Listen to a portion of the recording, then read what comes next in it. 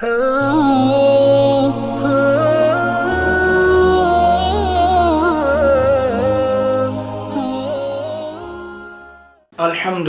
رب العالمین والعاقبۃ للمتقین الصلاۃ والسلام علی سید الانبیاء والمرسلین اما بعد فاعوذ باللہ من الشیطان الرجیم بسم اللہ الرحمن الرحیم۔ السلام علیکم ناظرین، پروگرام دیکھو رمضان اور میں ہوں آپ کا میزبان قاری مشتاق مشاقی اور آپ دیکھ رہے ہیں دیکھو اسلامک ٹی وی۔ ناظرین، آج انشاءاللہ ہم جس ٹاپک پہ بات کریں گے وہ ہے شان قرآن اور اس کے فوائد۔ ناظرین، قرآن پاک اللہ تعالیٰ کی مقدس کتاب ہے، بابرکت کتاب ہے، جس کا ایک حرف ادا کرنے سے 10 نیکیاں ملتی ہیں۔ ناظرین، ہم نے پڑھا الف لام میم، ایک حرف کے بدلے میں 10 نیکیاں ہیں۔ اگر ہم یہ 3 لفظ پڑھیں گے تو اللہ تعالیٰ میں 30 نیکیاں عطا فرمائے گا۔ لہذا قرآن پاک کو ذوق شوق محبت کے ساتھ پڑھا کریں۔ اللہ تعالیٰ نے قرآن کی بہت زیادہ شان اور بہت زیادہ عظمت بیان فرمائی ہے۔ اللہ تعالیٰ نے فرمایا وَنُنَزِّلُ مِنَ الْقُرْآنِ مَا هُوَ شِفَاءٌ وَرَحْمَةٌ لِّلْمُؤْمِنِينَ۔ اے پیارے حبیب صلی اللہ علیہ وسلم،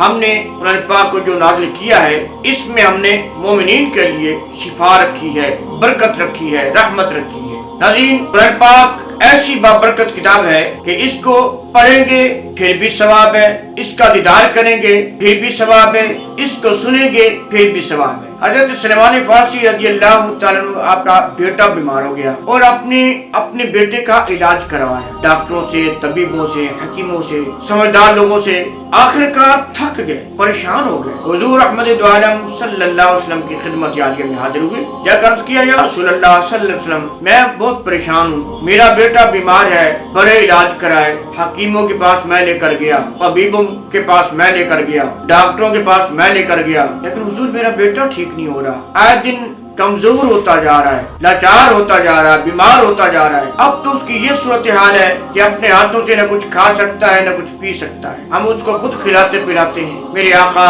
صلی اللہ علیہ وسلم نے ارشاد فرمایا، اے میرے غلام پریشان نہ ہو، میں آپ کو طریقہ بتا دیتا ہوں، عمل کرو، اللہ تعالیٰ آپ کے بیٹے کو صحت عطا فرما دے۔ عرض کرتے ہیں یا رسول اللہ صلی اللہ علیہ وسلم وہ کون سا طریقہ ہے؟ تو آپ صلی اللہ علیہ وسلم نے ارشاد فرمایا، اے سلمان، تہجد کے وقت اٹھ کر سورہ یاسین کی تلاوت کرنا اور اپنے اس بیٹے کو پلا دینا، اللہ تعالیٰ شفا عطا فرما دے گا۔ حضرت سلمان فرماتے ہیں کہ میں نے یہی عمل کیا، تہجد کے وقت اٹھا، سورہ یاسین کی تلاوت کی اور اپنے اس بیٹے کو پلائی جو چل نہیں سکتا تھا، جو کمزور تھا، جو لاچار تھا۔ آپ فرماتے میں نے پانی پلایا اور حضور کے پیچھے نماز پڑھنے کے لیے چلا گیا۔ جب میں نے حضور کے پیچھے نماز پڑھی، سلام پھیرا تو کیا دیکھتا ہوں، وہی میرا بیٹا جو چل نہیں سکتا تھا، جو بیٹھ نہیں سکتا تھا، جو اپنے ہاتھوں سے کچھ پکڑ نہیں سکتا تھا، حضور کے پیچھے نماز ادا کر رہا ہے۔ معلوم یہ ہوا کہ اللہ تعالیٰ نے ہمارے لیے شفا رکھی ہے، شرط یہ ہے کہ ہمارا یقین پختہ ہو، ہمارا عقیدہ پختہ ہو، ہم قرآن کو خلوص کے ساتھ پڑھیں، پیار کے ساتھ پڑھیں، تو اللہ نے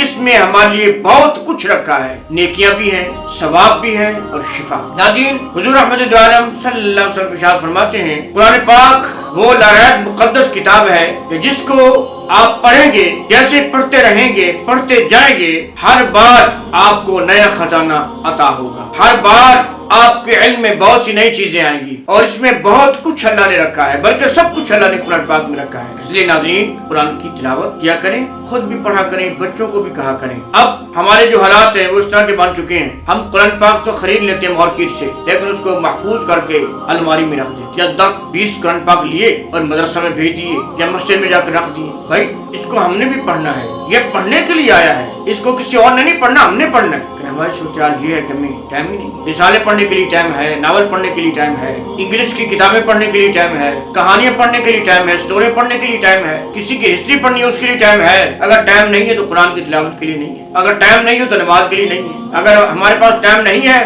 تو جناب روزوں کے لیے نہیں ہے۔ کیسی بھائی سوچ بن چکی ہے، کیا ہم کر رہے ہیں، کدھر ہم جا رہے ہیں؟ مسلمانوں، لوٹو دین اسلام کی طرف، لوٹو قرآن کی طرف، لوٹو ان راستوں پر جن راستوں پہ چلنے کا اللہ نے حکم دیا، بچو ان راستوں سے جن سے اللہ نے منع فرمایا۔ قرآن پاک کی اگر ہم بات کریں تو حدیث شریف میں آتا ہے، تاجر مدینہ سرور قلب و سینہ احمد متبع محمد مصطفیٰ صلی اللہ علیہ وسلم ارشاد فرماتے ہیں کہ قیامت میں حافظ قرآن جب اللہ کی بارگاہ میں پیش ہوگا، با عمل حافظ قرآن، بے عمل نہیں، کہ قرآن پڑھیں اور قرآن پہ عمل نہیں ہے۔ قرآن تو پڑھتے ہیں مگر قرآن کی توہین کرتے ہیں، بے ادبی کرتے ہیں، گستاخی کرتے ہیں۔ कुरान तो पढ़ते हैं मगर अपने मकसद के लिए, कुरान तो पढ़ते हैं मगर जब मुश्किल और परेशानी हो। कुरान सिर्फ उसकी रजा के लिए पढ़ना चाहिए, उसको राजी करने के लिए पढ़ना चाहिए, उसके हुक्म की तमील के लिए कुरान को पढ़ना चाहिए। मगर हम तो मतलब के लिए पढ़ते हैं, हम तो कोई भी नेकी का काम करते हैं तो मतलब के लिए करते हैं। अक्सर हम ऐसे काम करते हैं जो दिखावे के लिए करते हैं। लोग कहेंगे जनाब ये बड़े माशाल्लाह नेक हैं, बड़े नमाजी हैं, बड़े हाजी हैं, जनाब ये तो बड़े सखी हैं। ये दुनिया के लिए है भाई, दुनिया के लिए नहीं करना, हमने अल्लाह के लिए करना, जो भी करना अल्लाह की रजा के लिए करना। अब हाफिज कुरान अल्लाह की बारगाह में हाजिर होगा ना, तो